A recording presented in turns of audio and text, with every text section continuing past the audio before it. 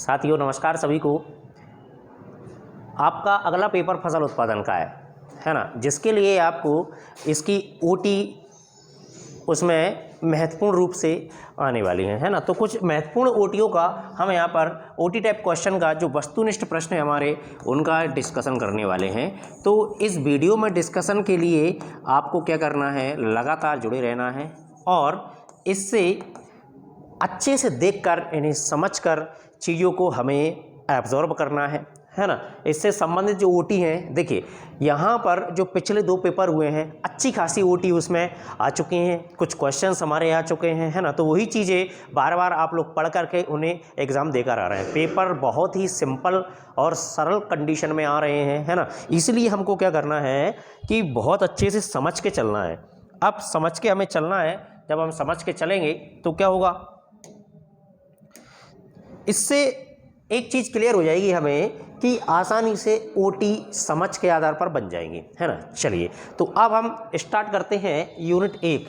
और यूनिट 1 की हम जब चीज़ें देखते हैं तो इसमें से कुछ ओटी वाली जो चीज़ें हैं ये हमारे पास में हैं और इनका हम क्या करेंगे, अच्छे से इन्हें समझ लेंगे। चलिए बात करते हैं। तो पहली ओटी की, भोज्य तत्वों का निच्छालन द्वारा हास नहीं होता है। भोज्य तत्वों का निच्छालन द्वारा क्या नहीं होता है, हास। हास यानी होती है हानि, यानी कि नुकसान नहीं होता है। ठीक है भाई, पहला पॉइंट है। दूसरा, जल निकास की कुछ प्रणालियां हैं, 3 प्रणाली हैं। पहली है प्राकृतिक प्रणाली, दूसरी है हैरिंगबोन प्रणाली और तीसरी है ग्रीडी रॉन। तीसरी क्या है, ग्रीडी रॉन। ये 3 प्रणालियां हैं जल निकास की। ठीक है, तो आज हम आपको ओटी का एक बहुत शानदार टॉपिक लेकर आए हैं। तो इस टॉपिक को आपको क्या करना है, लगातार देखते रहना है। अपने मित्रों को शेयर कीजिए और उन्हें भी बताइए कि देखिए हमारी क्लास में ये चीज़ चल रही है और यहाँ से आपको एग्जाम में चीज़ें बहुत अच्छे से आती हैं। चलिए तो हम समझते हैं इन्हें ज़रा।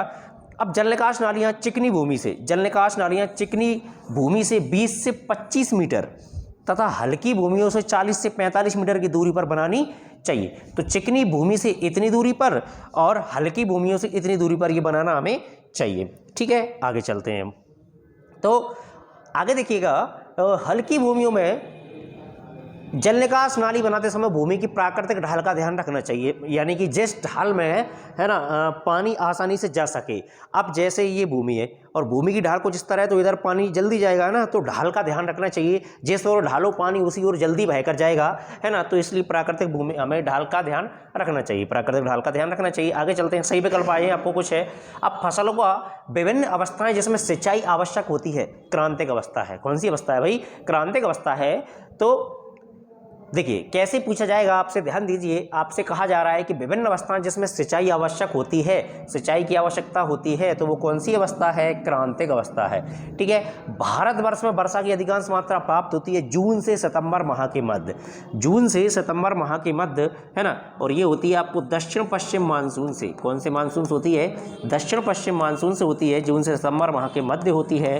ठीक है, चलिए आगे चलते हैं। फसलों की जल आवश्यकता की पूर्ति हेतु, फसलों की जल की आवश्यकता की पूर्ति किसके द्वारा की जाती है, तो सिंचाई के द्वारा की जाती है। फसलों से अतिरिक्त जल को कृत्रिम ढंग से बाहर निकालने को क्या कहते हैं, जल निकास कहते हैं। जल निकास की परिभाषा आप सभी ने पढ़ी है। फसलों में से यानी खेत में से अनावश्यक पानी को बाहर निकालना कृत्रिम रूप से क्या कहलाएगा, जल निकास कहलाएगा। आगे चलते हैं। फसलों के उचित निकास के लिए रंध्रावकाश में कितने भाग में हवा की मात्रा होती है, इंपॉर्टेंट होती है, ध्यान दीजिए। फसलों के उचित विकास के लिए, यानी कि फसलों का जो विकास है यह भी अच्छा हो, और रंध्रावकाश है ना, रंध्रावकाश यानी छिद्र होते हैं, क्या होते हैं, उनमें छिद्र होते हैं। तो उनमें कितने भाग में हवा की मात्रा होनी चाहिए, उन छिद्रों में हवा की मात्रा कितनी होनी चाहिए, तो आधे भाग में होनी चाहिए भैया। कैसे भाग में होनी चाहिए, आधे भाग में होनी चाहिए है ना, आधे भाग में। चलिए आगे चलते हैं। जल निकास की अधिक समस्या वाले क्षेत्रों में कैसी नालियां बनानी चाहिए, स्थायी नालियां बनानी चाहिए। जल निकास के अधिक समस्या वाले क्षेत्रों में नालियां कैसी होनी चाहिए, स्थायी नालियां होनी चाहिए। ठीक है, तो यहां तक आपको क्लियर हो गई होंगी चीजें। आगे चलते हैं। अब हैरिंगबोन प्रणाली में मुख्य नालियां कैसी होती हैं, खेत के बीचों बीच होती हैं। चलिए तो खेत के बीचों बीच नालियां किस प्रणाली में होती हैं, तो ये होती हैं भैया हैरिंगबोन प्रणाली में। कैसी प्रणाली में होती हैं, हैरिंगबोन प्रणाली में। चलिए आगे चलते हैं और आगे देखते हैं हम। प्राकृतिक प्रणाली में जल निकास नालियां कैसी होती हैं, खेत की ढाल की दिशा में। कैसी होती हैं, खेत की ढाल की दिशा में। नहरों के आसपास खेतों में जल निकास के लिए बनाई जाती हैं कट आउट नालियां। कैसी नालियां बनाई जाती हैं, कट आउट नालियां। नहरों के आसपास के खेतों में जल निकास वाली जो नालियां होती हैं कट आउट होती हैं ये। ठीक है, आगे चलते हैं। समतल भूमि में उचित जल निकास किया जाता है मेड़ को काटकर। अगर भूमि समतल है ना, ये है भूमि, अगर भूमि क्या है आपकी समतल है, तो यहाँ पर इस प्रकार का जो एक हल्का सा पतला रास्ता होता है जो दो खेतों के बीच में होता है, इसे कहते हैं मेड़। इसे क्या कहते हैं आप? मेड़ कहते हैं, है ना। तो जल निकास जो किया जाता है वो मेड़ को काट कर किया जाता है। ठीक है, आगे चलते हैं। भूमिगत जल निकास की टाइल खपरेल में विधि दो नालियों के बीच की दूरी कितनी चिकनी मृदा में रखते हैं? 25 मीटर वाली मृदा में रखते हैं। ठीक है, पत्थर की नालियाँ सामान्यतः निम्न आकार से बनाई जाती हैं, तो ये भी आकार की बनाई जाती हैं, है ना। तो ध्यान रखना है, भी आकार की पत्थर की नालियाँ सामान्यतः निम्न आकार की बनाई जाती हैं। तो आकार कैसा होना चाहिए? भी आकार होना चाहिए भैया। कैसा आकार होना चाहिए? भी आकार होना चाहिए। ठीक है, लकड़ी की अतिरिक्त उपलब्धता वाले स्थान पर किस प्रकार की नालियाँ, निकास नालियाँ होती हैं? तो ये पोल निकास नालियाँ होती हैं। कैसी नालियाँ होती हैं? पोल विकास नालियाँ होती हैं। ठीक है, टाइल जल निकास नालियाँ बनाने के लिए भूमि के कितने अंदर नालियाँ बनाई जाती हैं? 75 सेंटीमीटर नीचे। कितनी बनाई जाती हैं? 75 सेंटीमीटर नीचे बनाई जाती हैं। ठीक है ना। जल निकास की अधिक आवश्यकता होती है चिकनी या भारी मृदा में। कैसी मृदा में? चिकनी या भारी मृदा में जल निकास की अधिक आवश्यकता होती है, क्योंकि ये मृदाएं क्या होती हैं? पानी को अब्जॉर्ब नहीं करके रख पाती हैं, पानी को अवशोषित नहीं कर पाती हैं, इसलिए इनमें जल निकास की अधिक आवश्यकता होती है। भूमिगत जल निकास से होता है अत्यधिक आर्थिक व्यय। अत्यधिक आर्थिक व्यय यानी कि नुकसान ज़्यादा हो जाता है भूमिगत जल निकास नालियों से। आगे चलते हैं। मृदा संरक्षण के लिए अपनाना चाहिए भूमिगत जल निकास, मृदा को संरक्षित करने के लिए। ठीक है, अगला देखते हैं। तो जल निकास के द्वारा खेत से निकाला जाता है स्वतंत्र जल। कैसा जल होता है? स्वतंत्र जल होता है। खेत के अतिरिक्त जल निकास से मृदा जल के तत्व में क्या परिवर्तन होता है? खेत के अतिरिक्त जल निकालने के लिए, यानी अनावश्यक जल निकालने के लिए मृदा जल के तल में क्या परिवर्तन होता है? मृदा जल के तल में कोई परिवर्तन नहीं होता है। अगर आपका खेत है और उस खेत में से जो अनावश्यक अतिरिक्त एक्स्ट्रा पानी भरा हुआ है, अगर आप उसे बाहर निकाल दो तो मिट्टी के तल में, मिट्टी जहाँ तक है वहाँ तक उसमें क्या परिवर्तन होगा? तो नो चेंज होगा, कोई परिवर्तन नहीं होगा। ठीक है, जल निकास के बाद रंध्रावकाश में हवा की मात्रा होती है। जल निकास के बाद रंध्रावकाश यानी छिद्र, बता चुके हैं आपको ये रंध्रावकाश यानी छिद्र। तो हवा की मात्रा क्या होती है भाई? जब बताइए आप खेत से पानी निकल गया है, अब उसमें छेद हो गए हैं, तो छेद से हवा की मात्रा में क्या होगी? तो हवा की मात्रा बढ़ेगी, यानी कि जहाँ पानी चला गया है मिट्टी में से, तो मिट्टी में जो है हवा प्रवेश कर जाएगी, पानी की बजाय क्या चला जाएगा? उसमें हवा चला जाएगा। ठीक है, आगे चलते हैं। अतिरिक्त जल निम्न कुप्रभावों के कारण फसलों के लिए हानिप्रद होता है। ठीक है, तो जड़ों के उतला होना, वायु के प्रवेश में कमी या हानिप्रद लवणों का एकत्रित होना। ठीक है, तो ये कुछ 3-4 इसमें फैक्ट हैं, ये आपको ध्यान रखना है। आगे चलते हैं। जल निकास लाभदायक होता है उपयुक्त सभी कारणों के लिए। ठीक है, मृदा क्षरण की कम संभावना रहती है भूमिगत जल निकास से। किससे रहती है? भूमिगत जल निकास से। ठीक, आगे चलते हैं। भूमिगत जल निकास पत्थर के टुकड़े, बांस के टुकड़ों या पत्तियों का प्रयोग किस निर्माण में किया जाता है? पोल ड्रेन्स में। किसमें किया जाता है भैया? पोल ड्रेन्स में किया जाता है। ठीक है, रिक्त स्थान पे आते हैं। जल निकास द्वारा भूमि की दशा में सुधार होता है। तो कौन सी दशा में सुधार होता है भाई? भौतिक दशा में सुधार होता है ना। जल निकास द्वारा भूमि की किस दशा में सुधार होता है? तो आपको अच्छे से पता है, भौतिक दशा में सुधार होता है। ठीक है, भारत देश में जल निकास के लिए विधियां अपनाई जाती हैं। भारत देश में जल निकास के लिए पृष्ठीय विधि अपनाई जाती है। एक होती है भूमिगत, एक होती है पृष्ठीय। तो आपको ये क्वेश्चन भी बहुत इंपॉर्टेंट है, भूमिगत नालियां और पृष्ठीय जल निकास नालियां। तो आपने देखा कि जल निकास के लिए हम मुख्यतः कौन सी नालियां अपनाते हैं? पृष्ठीय जल निकास नालियां अपनाते हैं। जल निकास भूमि सुरक्षा में लाभदायक है। जल निकास किस में लाभदायक होता है? भूमि की सुरक्षा में लाभदायक होता है। ठीक है, आगे चलते हैं। अब अगला देखते हैं। भूमिगत जल निकास में आर्थिक में लाभदायक है। ठीक है, मृदा संरक्षण में लाभदायक कौन है? भूमिगत जल है। ठीक है, पौधों को की आवश्यकता होती है तो कोशिकीय जल की आवश्यकता होती है ना। पौधों को कौन से जल की आवश्यकता होती है भैया? कोशिकीय जल की आवश्यकता होती है। ठीक है, आगे देखते हैं। धान के खेतों में प्रवास विधि से सिंचाई करनी चाहिए। कैसी विधि से सिंचाई करनी चाहिए? प्रवास विधि से धान के खेतों में सिंचाई करनी चाहिए, है ना। तो जल्दी से लाइक कर दीजिए और कमेंट करके बताइएगा कि आपको चीज़ें धीरे धीरे क्लियर हो पा रही हैं ना, समझ अच्छे से आ रहा है सभी को। अपने मित्रों को शेयर जरूर करिएगा। ठीक है, चलिए आते हैं हम अपने OTO पर और देखते हैं इसमें प्रवास विधि, है ना। तो धान के खेतों में कौन सी विधि अपनाएंगे? प्रवास विधि अपनाएंगे। ठीक है, इंपॉर्टेंट है। आगे चलते हैं। अब आते हैं आपके पास में क्या कि सही जोड़ियां, मैच द फॉलोइंग। टाइलदार नालियां एक दूसरे से लगभग कितनी दूरी पर होती हैं? तो टाइलदार जो नाली हैं एक दूसरे से कितनी दूरी पर होती हैं, तो ध्यान दिया आपने तो आपने देखा कि 40 फीट दूरी पर होती हैं। सर कितनी दूरी पर होती हैं? 40 फीट। टाइलदार नालियों का आकार, छिड़काव विधि का प्रयोग। टाइलदार नालियों का आकार होता है अपरिवर्तित। टाइलदार नालियों में कोई परिवर्तन नहीं होगा, ठीक है। छिड़काव विधि का प्रयोग होता है फूलों की क्यारी में, फूलों की क्यारी, यहाँ पर आप क्या कर सकते हैं, छिड़काव विधि का उपयोग कर सकते हैं, ठीक है। खेत में पानी के लिए तल पोल्ड रोन्स में बनता है कितना? 7.5 सेंटीमीटर, 7.5 सेंटीमीटर, ठीक है। पोल्ड रेंस बनता है बांस, पत्थर और पत्तियों से। पोल्ड रेंस किससे बनता है? बांस, पत्थर और पत्तियों से बनता है, ठीक है। जल निकास को बांटा गया है, कितने भागों में बांटा गया? 2 भागों में बांटा गया। जल निकास को कितने भागों में बांटा गया भैया?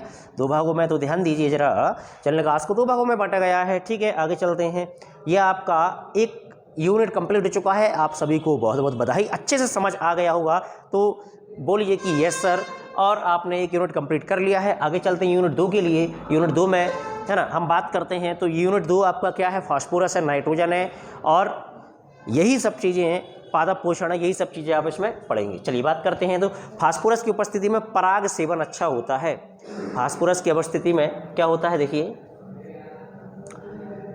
फास्फोरस की उपस्थिति में पराग सेवन अच्छा होता है। फास्फोरस की कमी से पौधों का रंग प्रायः गहरा हरा रहता है, लेकिन निचली पत्तियां पीली होकर सूख जाती हैं। देखिए जरा, फास्फोरस की कमी से पौधों का रंग प्रायः गहरा हरा तो रहता है, लेकिन निचली पत्तियां पीली होकर सूख जाती हैं। निचली पत्तियां पीली होकर क्या हो जाती हैं? सूख जाती हैं, ठीक है ना। तो निचली पत्तियां पीली होकर सूख जाती हैं, ठीक है। आगे चलते हैं। सूक्ष्म तत्व लोहा है ना, लोहा को Fe कहते हैं, कॉपर को Cu कहते हैं, कोबाल्ट को Co कहते हैं, है ना, मोलिब्डेनम को Mb कहते हैं, Mo कहते हैं, आदि पौधों के द्वारा कम मात्रा में लिए जाते हैं। इनको रेयर एलिमेंट्स के नाम से जाना जाता है। तो ये सभी क्या हैं? रेयर एलिमेंट्स हैं, यानी बहुत ही सूक्ष्म मात्रा में इन्हें मिल पाते हैं। तो ये कठोरता और प्रॉब्लम्स क्रिएट करते हैं, है ना, पौधों तक पहुँचने में। तो कौन कौन से तत्व में देखिए भैया, एक है आपका Fe, यहाँ देखिए, एक है आपका क्या? Fe, एक है आपका कॉपर, और एक है कोबाल्ट, और एक है मोलिब्डेनम। एक क्या है? मोलिब्डेनम है। ये सभी जो तत्व हैं रेयर एलिमेंट कहलाते हैं। आगे चलिएगा। मध्य प्रदेश में मैदानी भाग की मृदाओं को 4 भागों में विभाजित किया है। कन्हार, डोरसा, भाटा, है ना, और मटासी। किस किस भागों में बांटा है? कन्हार, डोरसा, भाटा और मटासी, इन 4 भागों में इन्होंने बांटा है, ठीक है। चलिए आगे चलते हैं। तो अगला है अब आपका विकल्प आएंगे आपके लिए। पौधों की वृद्धि के लिए लगभग पोषक तत्वों की आवश्यकता होती है।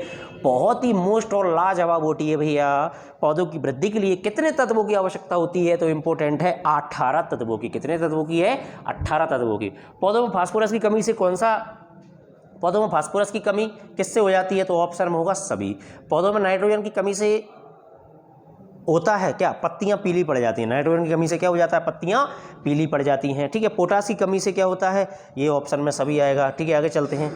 लाल पीली मृदा बनती है कायांत्रित एवं रवेदार चट्टानों से। कैसे बनती है? कायांत्रित एवं रवेदार चट्टान। तो ध्यान दीजिए जरा, कायांत्रित और रवेदार चट्टानों से कैसी मृदा बनती है? लाल पीली मृदा बनती है, ठीक है। आगे चलते हैं। पौधों को हाइड्रोजन कहाँ से मिलती है? पानी से मिलती है। पौधों को हाइड्रोजन कहाँ से मिलती है भैया? पानी से मिलती है पौधों को हाइड्रोजन। और पौधों को C और O प्राप्त होते हैं। अब C यानी होता है क्या? कार्बन, और O यानी ऑक्सीजन। O यानी क्या होता है? ऑक्सीजन, ठीक है ना। तो पौधों को C और O कहाँ से प्राप्त होते हैं? तो वायु से प्राप्त होते हैं। कहाँ से प्राप्त होते हैं? वायु से। एज़ोटोबैक्टर द्वारा होता है। एज़ोटोबैक्टर द्वारा होता है। ये जीवाणु मृदा में रहकर N2 को सीधे वायुमंडल में स्थानांतरित कर देते हैं, और N2 को सीधे वायुमंडल में। देखो एज़ोटोबैक्टर क्या करते हैं? एज़ोटोबैक्टर है, नीलर है, शैवाल है ना, राइजोबियम में, ये सभी क्या करते हैं? वायुमंडल में हमारी जो नाइट्रोजन उपस्थित है उस नाइट्रोजन को एकत्रित करके एब्जॉर्ब करते हैं और मिट्टी में पहुंचा देते हैं, जिससे मिट्टी पौधों की जड़ों तक पहुंचा देती है। इस प्रकार हमारे पौधों में क्या हो जाती है? उपज में वृद्धि हो जाती है, ठीक है ना। तो ये जीवाणु मृदा में रहकर N2 को, किसको भैया? N2 मतलब क्या होती है? नाइट्रोजन होती है। N2 मतलब क्या होती है? नाइट्रोजन होती है, ठीक है। तो नाइट्रोजन को वायुमंडल में स्थायित्व कर देती हैं। आयरन का प्रमुख कार्य क्या है? आगे देखेंगे। कॉपर के कार्य क्या हैं? ठीक है, चलिए आगे चलते हैं। मृदा का पीएच मान 6 से कम हो तो मृदा होगी अम्लीय। तो अब मैं आप सभी को बता चुका हूँ, तो एक अम्लीय क्षारीय का जो कंसेप्ट है ये आपको पता होना चाहिए, ठीक है ना। आप एक स्केल लेते हैं जो 0 से 14 तक होती है, 14 के बीच में, 0 से 14 के बीच में 7 आता है। 7 पर कोई वस्तु मापने पर अगर रुक जाती है तो उदासीन कहलाती है। 0 से 7 के बीच में अगर आपने देखा तो 0 से 7 के बीच में आपने देखा तो ये हो जाता है क्या आपका अम्लीय, ठीक है ना। और आपका 7 से 14 के बीच में क्या होता है, क्षारीय होता है। क्या होता है भैया, क्षारीय होता है, ठीक है। तो अम्लीय और क्षारीय, है ना। तो इन्होंने यही कहा है कि 6 से, जब मृदा का पीएच मान 6 से 8.5 है तो मृदा होगी, है ना। तो ये देखिए जरा, सामान्य लवणीय क्या हो जाएगी, सामान्य लवणीय। मृदा का पीएच मान 9 से ऊपर है, कैसा है, 9 से ऊपर है तो क्या होगा, क्षारीय। मृदा का पीएच मान 6 से कम है तो क्या होगा, अम्लीय। आप आसानी से जवाब दे सकते हैं, 0 से 7 के बीच में मान आएगा तो अम्लीय, और 7 से 14 के बीच में आएगा तो क्षारीय। ये स्वाद में कड़वे और कसैले होते हैं और ये स्वाद में खट्टे होते हैं। विभिन्न प्रकार के फल आते हैं, कई प्रकार की वस्तुएं आती हैं क्षारीय में, कई प्रकार के फल आते हैं अम्लीय में, ठीक है। चलिए अब आगे चलते हैं, फिल इन द ब्लैंक्स पर रिक्त स्थान पर आते हैं हम। तो पौधों में बीमारियां किसके कारण लगती हैं और किसकी कमी से लगती हैं और कौन परेशान करता है। तो पौधों में जो बीमारियां होती हैं, फास्फोरस, है ना। अगर फास्फोरस है तो बीमारियां कम लगेंगी, फास्फोरस नहीं है तो बीमारियां ज़्यादा लगेंगी। फलों की पैदावार फास्फोरस की कमी से कम होती है, फलों की पैदावार फास्फोरस की कमी से क्या हो जाती है, कम हो जाती है ना। फसल नाइट्रोजन की अधिकता से देर से पकती है। अगर नाइट्रोजन की अधिकता है तो फसल कैसे पकेगी, देर से पकेगी, ठीक है। पौधों को पोषक तत्व खाद से प्राप्त होता है, किससे प्राप्त होता है भैया, खाद से प्राप्त होता है, ठीक है। आगे चलते हैं, ये इंपॉर्टेंट ओटी आपके बीच में हम लेकर आए हैं तो आप सभी को ध्यान देना है इन पर। अब आता है आपका मैच द फॉलोइंग, सही जोड़ियाँ। जड़ों में अच्छी तरह वृद्धि होती है फास्फोरस से, जड़ों में अच्छी तरह किससे वृद्धि होती है, फास्फोरस से होती है, ठीक ना। भूसे के अनुपात में दाना कम मिलता है, किसमें, नाइट्रोजन की अधिकता से। किसमें मिलता है, नाइट्रोजन की अधिकता। अब पौधों का रंग गहरा हरा हो जाता है फास्फोरस की कमी से, ठीक है ना। पत्तियां पीली पड़ जाती हैं नाइट्रोजन की कमी से, पत्तियां किसमें पीली पड़ जाती हैं, नाइट्रोजन की कमी से पड़ जाती हैं, ठीक है। चलिए तो ये आपकी मैच द फॉलोइंग हुई, ध्यान दीजिए, अच्छे से समझिए जरा, तरीके से इन चीज़ों को क्या करिए, देखते रहिए। आगे बढ़ेंगे हम, इसी क्रम को आगे बढ़ाते हुए यूनिट 3 पर आएंगे और आप सभी को बहुत बहुत बधाई हो, यूनिट 2 आप खत्म कर चुके हैं। अब यूनिट 3 की हम कुछ ओटियों पर आते हैं। बेहतरीन तरीके से आप चैनल को लाइक करिएगा, है ना। और जिन्होंने सब्सक्राइब नहीं किया है, जो विद्यार्थी हमारे चैनल पर नए जुड़े हुए हैं, वह सब्सक्राइब भी जरूर करिएगा और अपने मित्रों को शेयर जरूर करिए, है ना, जिससे उन्हें भी इस चीज़ों का कुछ लाभ हो सकेगा। आगे चलते हैं। अब मृदा में जीवांश खादों के प्रयोग से मिट्टी में स्थिरता आती है। अगर मृदा में क्या है, जीवांश खाद है, यानी जीवाश्म खाद है। कैसा खाद है, जीवाश्म खाद, देसी खाद, कार्बनिक खाद, आप सभी जानते हैं इनके बारे में, ठीक है। चलिए जानते हैं जरा। तो जीवाश्म खादों के प्रयोग से मिट्टी में स्थिरता आती है। क्या आती है, मिट्टी में स्थिरता आती है, ठीक है। जीवांश युक्त खादों में सभी आवश्यक तत्व मौजूद होते हैं, उपस्थित होते हैं। गोबर की खाद में पौधों के लिए सभी आवश्यक तत्व होते हैं, इसलिए इसे पूर्ण खाद कहा जाता है। तो गोबर की खाद को किस नाम से जाना जाता है भैया, पूर्ण खाद होता है। ये कैसा खाद होता है, पूर्ण खाद होता है, ठीक है। गोबर की खाद में 0.5% नाइट्रोजन, 0.5% नाइट्रोजन होती है, ठीक है ना। आगे चलें तो 0.25% फॉस्फोरस होता है, ठीक है ना। फिर देखें तो क्या होता है, 0.5% पोटास होता है। 0.5% क्या होता है, पोटास। तो नाइट्रोजन, पोटाश और फॉस्फोरस, ये ध्यान रखिए जरा, कितने कितने परसेंट होते हैं गोबर में। दलहनी पौधों, दलहनी तथा अदलहनी फसलों को उगाकर उन्हीं हरी अवस्था में ही मृदा में जोतकर सड़ा देने को हरी खाद कहते हैं। दलहनी पौधे हैं चाहे अदलहनी पौधे हों, ऐसी फसलों को उगाकर और उन्हें हरी अवस्था में मृदा में जोतकर सड़ा देते हैं, है ना, तो क्या कहलाती है, हरी खाद कहलाती है। क्या कहलाती है भैया, हरी खाद कहलाती है, ठीक है। चलिए आगे चलते हैं। अगला है आपका, अब आपको कुछ सही विकल्प इसमें दिए हैं। वर्मी कंपोस्ट खाद को बनाने में समय लगता है, चलिए 6 माह, अधिकतम कितने माह लग जाते हैं, 6 माह लग जाते हैं वर्मी कंपोस्ट को खाद को बनाने में, ठीक है। चलिए तो आगे चलते हैं हम। कितने माह लगते हैं भैया? 6 माह। जैविक खाद है, गोबर की खाद है। जैविक खाद क्या है? गोबर की खाद है। ठीक है, 6 माह लगते हैं। ये गोबर की खाद जैविक खाद कहलाती है। गोबर की खाद का प्रभाव मृदा पर रहता है 2 से 3 वर्ष। गोबर की खाद का प्रभाव मृदा पर कितने वर्ष तक रहता है? 2 से 3 वर्ष। तो आप भी 2 से 3 दिन के लिए बहुत शानदार पढ़ लीजिए, जिससे ये सब चीज़ें आपके लिए आ जाएंगी। आने वाला जो आपका 2 तारीख है उसमें आपका पेपर है भैया, ध्यान दीजिएगा जरा। सवाल क्या है? सूक्ष्म वानस्पतिक उर्वरक। चलिए आ जाइए, सवाल क्या है? तो सूक्ष्म वानस्पतिक उर्वरक। ठीक है ना। अगला पॉइंट है आपका, वर्मी कंपोस्ट बनाने के लिए पेटी की गहराई होनी चाहिए, गड्ढे की गहराई होनी चाहिए 3 फीट। कितनी होनी चाहिए? 3 फीट वर्मी कंपोस्ट बनाने के लिए होनी चाहिए पेटी की गहराई, आपकी गड्ढे की गहराई।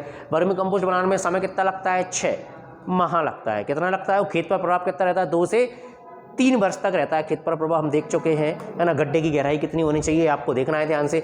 भूमि में जीवांश पदार्थ का निर्माण होता है। ठीक है, भूमि में जीवांश पदार्थ का निर्माण होता है। इसके बाद देखिएगा जरा, मृदा में जीवांश की मात्रा कितनी होती है? 5% होती है। कितनी होती है? 5%। हरी खाद के लिए सर्वोत्तम फसल कौन सी है? सनई। हरी खाद जब बनती है तो इसमें सबसे ज़्यादा फसल कौन सी होती है? सनई सबसे सर्वोत्तम है। कंपोस्ट खाद बनाने के लिए विधि मध्य प्रदेश में विकसित हुई है, जिसका नाम क्या है? इंदौर विधि है। जिसका नाम क्या है? इंदौर विधि है। ध्यान दीजिए जरा, कंपोस्ट खाद बनाने के लिए, है ना, मध्य प्रदेश में एक विधि का निर्माण किया गया है, जिसे कहते हैं आप कौन सी विधि? इंदौर विधि है। ठीक है, जलकुंभी में पोटाश होता है। जलकुंभी एक बेहतरीन प्रकार की घास है ना, जिससे क्या होता है, कई खादें बनाई जाती हैं। तो जलकुंभी में पोटाश होता है 2.7%। कितना होता है? 2.7% होता है। ठीक है, चलिए आगे चलते हैं। तो अगला है आपका रिक्त स्थान। जैविक खाद में जीवांश पाए जाते हैं। जैविक खाद में क्या पाए जाते हैं भैया? जीवांश पाए जाते हैं। गोबर की खाद सब खादों में श्रेष्ठ और सरल होती है। गोबर की खाद जो होती है सभी खादों के लिए बहुत ही फायदेमंद और श्रेष्ठ होती है, और क्या होती है? सरल होती है। ठीक है, आगे चलते हैं हम। अगला पॉइंट है आपका, नाडेब टाँके को सामग्री में नीब का उपयोग करने पर दीमक और अन्य हानिकारक कीटों से बचा जा सकता है। तो जो नाडेब टाँका है आपका, नाडेब टाँके की सामग्री में काय का प्रयोग करना चाहिए? नीम का प्रयोग करना चाहिए। नीम का, है ना। नीम का एक पौधा होता है, पेड़ होता है, जिसमें बहुत सारे औषधीय गुण होते हैं। ठीक है ना, कई प्रकार के कीटाणु को मार भगाता है। ये बहुत फायदेमंद चीज़ है हमारे लिए। गोबर की खाद भूमि में पौधों की सभी आवश्यक तत्वों की मात्रा को बढ़ा देता है। क्या कर देता है? बढ़ा देता है। आगे चलते हैं। वर्मी कंपोस्ट में नाइट्रोजन की मात्रा कितनी % होती है? 6% होती है भैया। कितने % होती है? 6% होती है। तो ध्यान दीजिए जरा, गोबर की खाद में भूमि में वर्मी कंपोस्ट में नाइट्रोजन की मात्रा कितने % होती है? 6% होती है। कितने % होती है? 6%। ठीक है, गोबर की खाद भूमि में पौधों की आवश्यक पोषक तत्व की मात्रा को क्या कर देता है? बढ़ा देता है। बढ़ाता ही है, सीधी सी बात है। वर्मी कंपोस्ट में नाइट्रोजन की मात्रा कितने % होती है? तो 6% होती है। ठीक है, कितने %? 6%। इंपॉर्टेंट होती है, ध्यान दीजिए जरा। आगे चलिएगा।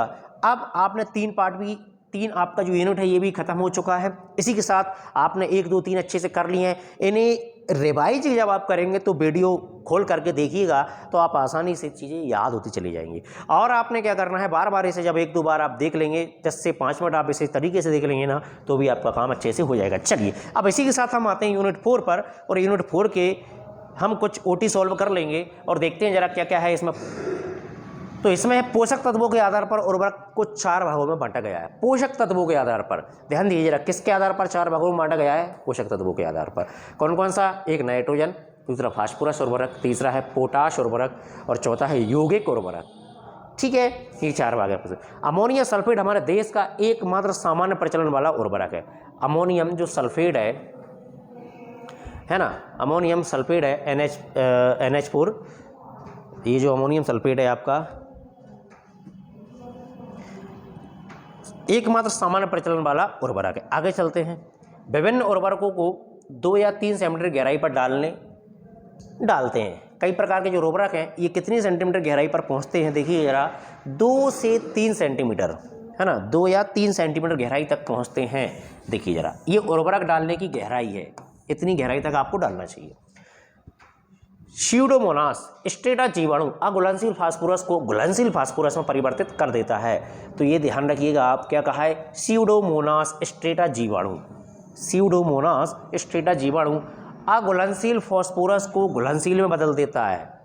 स्यूडोमोनास जो जीवाणु है जो जीवाणु है, जो बैक्टीरिया है आपका, अघुलनशील फास्फोरस को घुलनशील फास्फोरस में बदल देता है। ठीक है, एनाबीना और नॉस्टॉक प्रमुख नीलहरे शैवाल हैं, पढ़ चुके हैं आप ये, है ना, एनाबीना और नॉस्टॉक। ध्यान दीजिए, आपके इस चैप्टर में अच्छे से आएंगे, इंपोर्टेंट ओटियाँ हैं जो मैंने टिक की हैं, है ना। चलिए आगे चलते हैं।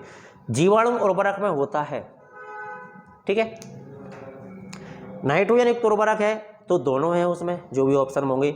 यूरिया में नाइट्रोजन की मात्रा कितने % होती है? 46%। आप सभी को पता है, कमेंट करके बताइए यूरिया का फॉर्मूला क्या होता है ना, यूरिया का सूत्र क्या होता है, ग्लूकोज का क्या होता है, कमेंट करके जल्दी बताइए दोनों पे मुझे, यूरिया और ग्लूकोज का। ठीक है, आगे चलते हैं। तो फिलहाल यहाँ पर यूरिया का जो नाइट्रोजन है, यूरिया में वो कितना % है आपके लिए? 46% है। ठीक है, अमोनिया सल्फेट में नाइट्रोजन कितना % होता है? 20.6% होता है। ठीक है, डीएपी का फुल फॉर्म कमेंट करके बताइए, डीएपी का फुल फॉर्म क्या होता है? तो डीएपी का प्रयोग किया जाता है क्षारीय एवं चूनेदार मृदा में। कैसी मृदा में? क्षारीय और चूनेदार मृदा में डीएपी का उपयोग किया जाता है। ठीक है, चलिए आगे चलते हैं। तो आगे है आपका यौगिक उर्वरक होते हैं। ठीक, बेसिल ड्रेसिंग है, बुआई के समय खाद देना, बेसिल ड्रेसिंग कहलाती है। बेसिल ड्रेसिंग क्या कहलाती है? बुआई के समय खाद देना। फसलों के लिए सबसे अधिक आवश्यकता होती है तो किसकी? नाइट्रोजन की। इंपॉर्टेंट है, फसलों के लिए सबसे अधिक आवश्यकता होती है किसकी होती है भैया? नाइट्रोजन की होती है। ठीक है, उर्वरकता को सबसे अधिक प्रभावित करने वाला कारक कौन सा है? मृदा का पीएच मान, है ना, मृदा पीएच उर्वरकता को सबसे अधिक प्रभावित करता है। ठीक है, रिक्त स्थान पर आते हैं। चलिए देखते हैं जरा fill in the blanks. Potassium sulphate में लगभग 1 से 48% पोटाश होता है। कितना होता है? 48% तक होता है। पोटेशियम क्लोराइड को क्यूरेट ऑफ पोटाश भी कहते हैं। क्या कहते हैं आप? क्यूरेट ऑफ पोटाश भी कहते हैं। पोटेशियम नाइट्रेट यौगिक उर्वरक है। कैसा उर्वरक है? यौगिक। एमोफोस बी में नाइट्रोजन 16% होता है। तो ध्यान दीजिए जरा, ये आपको परसेंटेज विशेष तौर पर याद रखना है। और क्या बोलना है इसमें कि जो एमोफोस बी है आपका, क्या है? एमोफोस बी है, इसमें नाइट्रोजन कितना % होता है भैया? 16% होता है। तो एमोफोस बी नाइट्रोजन कितना %? 16%। पोटेशियम नाइट्रेट में 44% पोटास, पोटेशियम नाइट्रेट में 44% पोटास, ये हमने पढ़ा भी है ना, आंसर में आपने इसमें देखा भी है, समझ लीजिए जरा, इसी यूनिट में ये है। चलिए, है ना, सही जोड़ी देखते हैं। टॉप ड्रेसिंग में खड़ी फसल में उर्वरक देना। टॉप ड्रेसिंग क्या कहलाएगी? खड़ी फसल में उर्वरक देना। और बेसिल ड्रेसिंग क्या कहलाएगी? देखिए जरा, तो क्या कहलाएगी बेसिल ड्रेसिंग? खेतों में बुआई के पूर्व या बुआई के समय उर्वरक देना।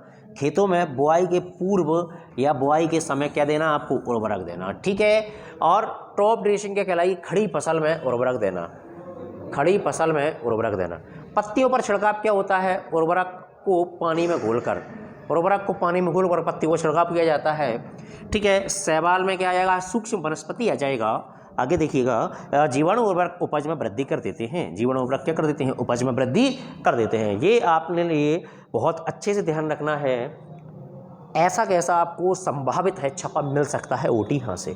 ठीक है, चलिए, तो हमने इसी के साथ यूनिट 4 कंप्लीट कर चुके हैं। तो आप सभी बधाई के पात्र हैं। लगातार जुड़े रहिए, अपने मित्रों को शेयर करते रहिए, है ना। जिन्होंने सब्सक्राइब नहीं किया है, ये आपका अपना यूट्यूब चैनल है, आप इसे सब्सक्राइब कर लें और अपने मित्रों को शेयर करते हैं, सभी लाइक करते हैं। देखिएगा जरा, यूनिट 5 पर हम आ चुके हैं। उत्पादित अनाज, चलिए शुरू करते हैं इसकी ओटी। उत्पादित अनाज का 30% तक हिस्सा विभिन्न कारकों द्वारा नष्ट कर दिया जाता है। समझ रहे हैं आप? जो अनाज उत्पादन होता है उसमें 30% हिस्सा क्या हो जाता है? आसानी से नष्ट भी हो जाता है। फसल की उपज को सर्वाधिक मात्रा में खरपतवार ही कम करता है। फसल की उपज जो होती है, अगर कोई कम करता है तो कौन कम करता है इसको? खरपतवार, यानी अनावश्यक, अनचाहे, है ना, बिना बुआई किए हुए पौधे हमारे फसलों को नुकसान कर देते हैं, उसे खरपतवार कहते हैं। क्या कहते हैं आप उसे? खरपतवार। एक वर्षीय खरपतवार अपना जीवन चक्र उगने से लेकर बनने की क्रिया तक 1 वर्ष में पूरा कर लेते हैं। तो जो 1 वर्षीय खरपतवार होते हैं, ये इनका जीवन चक्र 1 वर्ष का ही होता है, ध्यान रखिएगा। ठीक है, फसल के पौधों को वास्तविक खरपतवारों से सर्वाधिक नुकसान होता है। खरपतवार सदैव नुकसान ही नहीं पहुंचाती, वरन कई खरपतवार सब्जी, चारा, दवाई और अन्य कई कार्यों में भी उपयोगी होते हैं। तो इस तरह के खरपतवार भी होते हैं जिन्हें हम अन्य कई कार्यों में भी उपयोग कर सकते हैं।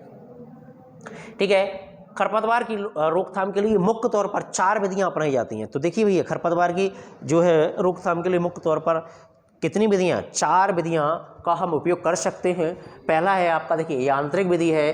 ठीक है, दूसरा है आपका कृषिक, तीसरा है आपका जैविक और चौथा है रासायनिक विधि।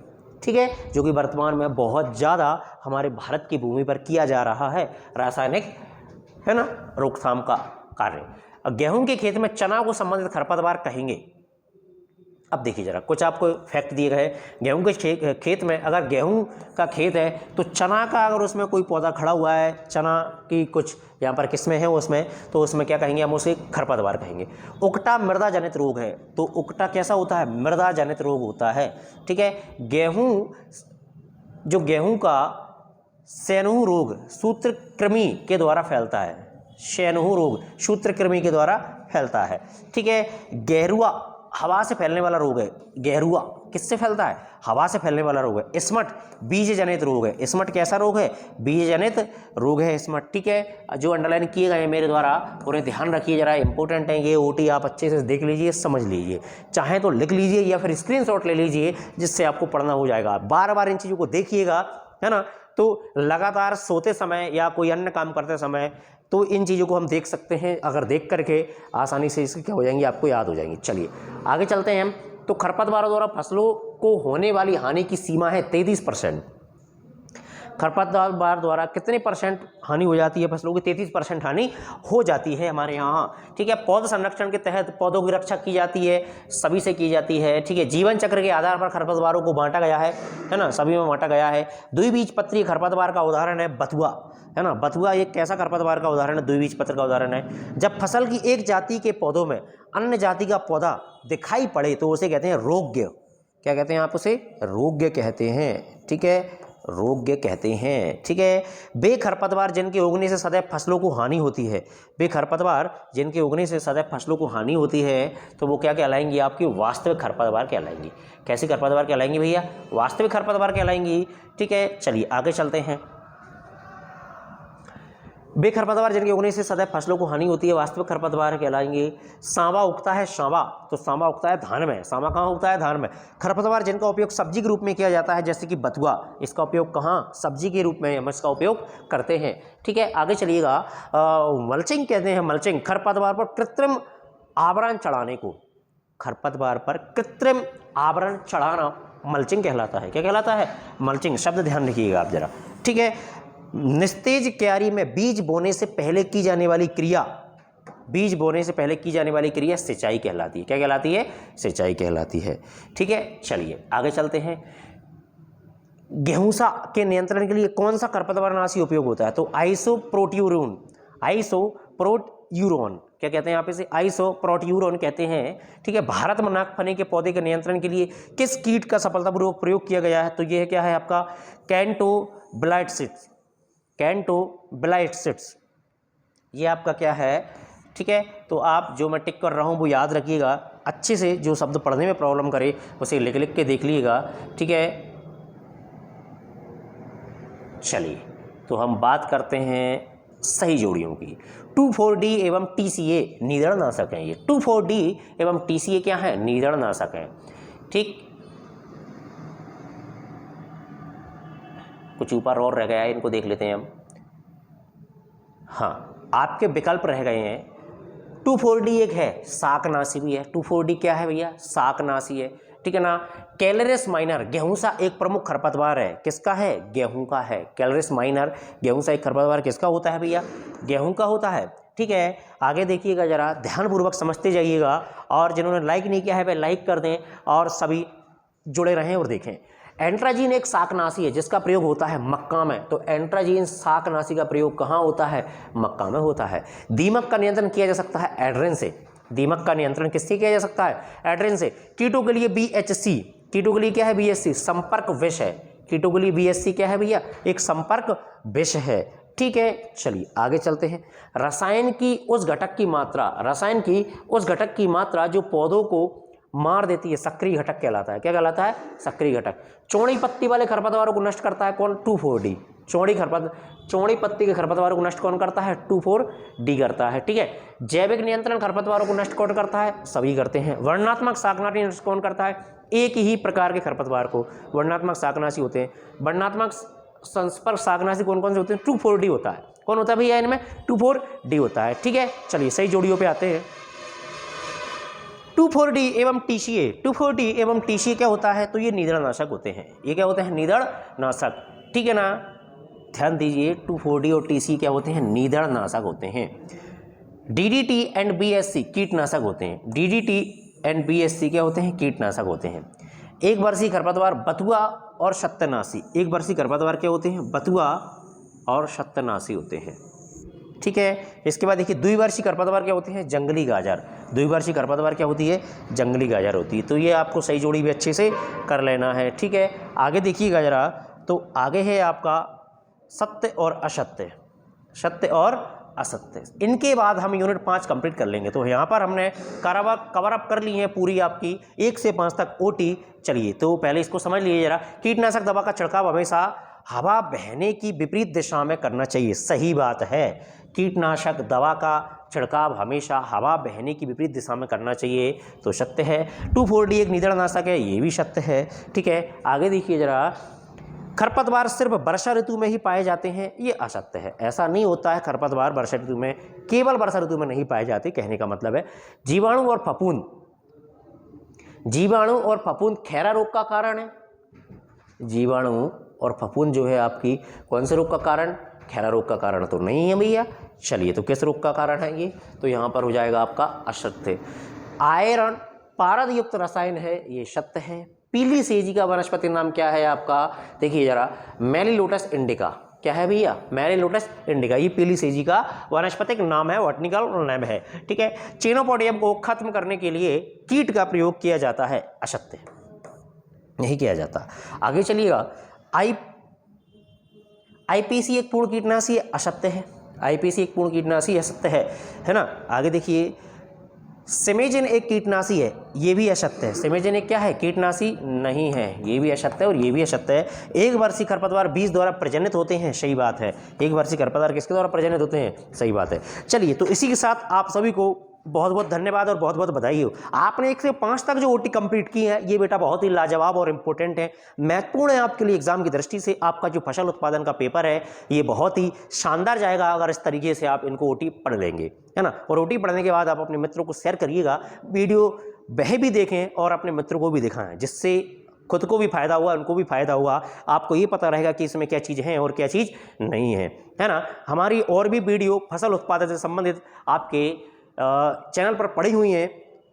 उन वीडियोस को आप क्या करिए, चैनल पर जाकर देखिए, जिससे आपका क्या होगा, कॉन्फिडेंस डेवलप होगा। क्योंकि अभी तक हमने जो क्वेश्चन बताए हैं, जो मैंने यहाँ पर यूट्यूब पर पढ़ाया हुआ है, वही उसी में से पेपर आया है, वही question same to same as it is. और जो विद्यार्थी यह मैटर लिख के आया है, उसको कंप्लीट नंबर मिलेंगे।